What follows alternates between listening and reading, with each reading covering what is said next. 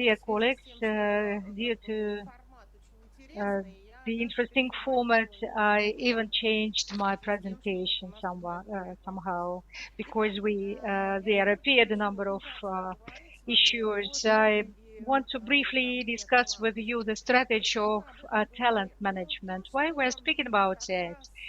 The thing is that this morning I read that in Moscow there is a lack of labor practically in every field of industry. And we can speak about the whole world in this respect. There is a huge break between the labor and the employers. The employers cannot find labor resources. And I also read in the Moscow news that 30 billion rubles have been allocated for robotization of production for the close years. It's due to the fact that people, the routine processes will be given to the robots, and other things will be left to humans. And if you look through the slides, which are there in the open access about Industry 5.0, you can read that it's not the future generations will service these technologies, but due to the added value and we were speaking about sustainability. Can you focus sustainability for 5 or 10 years? The horizon of focusing is very, very short, and these sustainable goals, we are in Asia. People have an Asia, and they need some support point where to go, to strive to. And what I wanted to say here, that this instability of the outside of the environment, it sets some new tasks for the people. The world is changing. You can see that the cardinal change of everything is taking place. We are living in the changing time. There are two technological clusters at this time. A technological cluster is 500 or 700 million people. So the first cluster is USA and satellites, and the second one is China, because it has a huge population. And due to the fact that in Russia we need to create our own cluster, so our principal task is to attract the talents. If you look at the world history, the main task of the companies was to stabilize this state, the situation. This stability cannot be there currently only in some small point, and further on there is no stability. We need to attract talents to solve the principally new tasks. We were speaking about, here this is an equation of attraction the talents. Nobody knows what skills should the specialists have and how to attract them and to keep them. They don't know. When I was talking to the companies, they don't know how and why. As soon as someone leaves his or her job, they set a task to a headhunter to find a new one.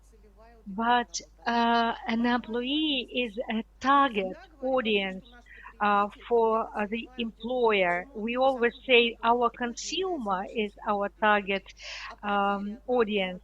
Why an employee is not a target audience? A loss of one employee is 80,000 rubles for a company. You have someone left. You need some time and some money to cover these functions, his or her functions, while you are looking for a new person. Nevertheless, this is it. What do we need? what skills should a specialist have in order to understand who you need to have. Now, Alexander and myself, we are not announced a small research. Even our students are taking part in it.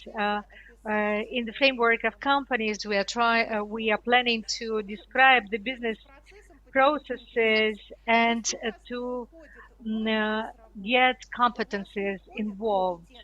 You are not losing a person, you are losing the competencies. You need a person with the competencies to be attracted to take this place. And further on, there is a map which is made. You make a map of competencies of the company, and you see the competencies of the people employed, and you can plan that this person can be taken and put on another place, but the competencies should be a little bit changed. Normally, they are looking for a younger persons of 30, 35 years old with experience and education, etc., etc. Everyone knows how they are looking for new people. If we take away the diversity because we can see some cases when they do not hire women because they can have children, etc., etc. So we are decreasing our abilities. The program of talent attraction, the first element is the cardinal review of the requirements to this job. The person certainly needs to have something for this job, but you need to understand what can be done to develop this person and so that he or she fit the place. The speeding up of the process of hiring employees. Well, one of the examples, we are speaking about the generations, and we mentioned that the current younger generation is not waiting for someone to get a job. The third thing is try before you buy. It's a great principle. All the companies and companies are working on this, based on this principle. They are attracting people. They organize micro training programs and attract those who they need from the labor market. And as soon as this is our target audience, we should have an offer for these people as well. It's not only money. Some people said, well, I'm going to work for any money. Now it is not working anymore. In the theory of management, it doesn't work. There is a story in one of the universities. I was told that the chair heads cannot be trained. They need to be born the chair heads. It doesn't work for younger generations. Well, the people are leaving, but not only because they don't like anything or something is hard on that job. They stay when it's interesting for them. And if you read the literature, the employers are saying that there are no people who are ready to work for the salary as much as possible. The younger generation, looking at my daughter, my son-in-law, I just want to share an interesting story with you, just a minute, about the generations. The pro-rector of one very big university in Moscow, when I talked to him, they have a lot of big campus, a lot of buildings, and he complained, well, the young people you know, we put one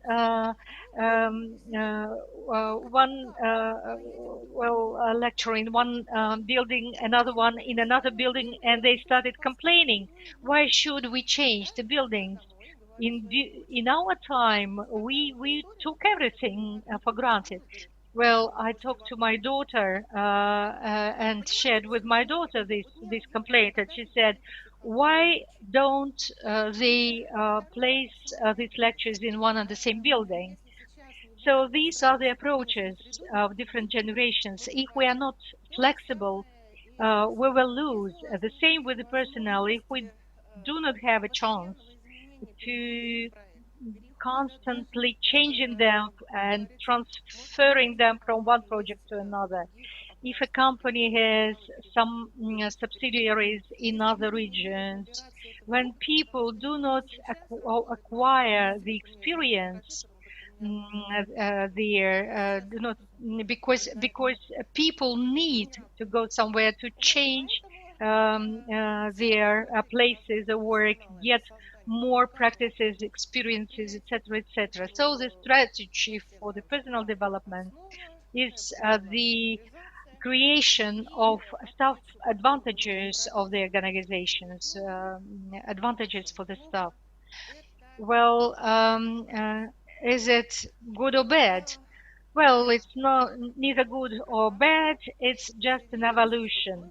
I'm an author of our one channel, and I invite you to join me for a continuation of our discussion.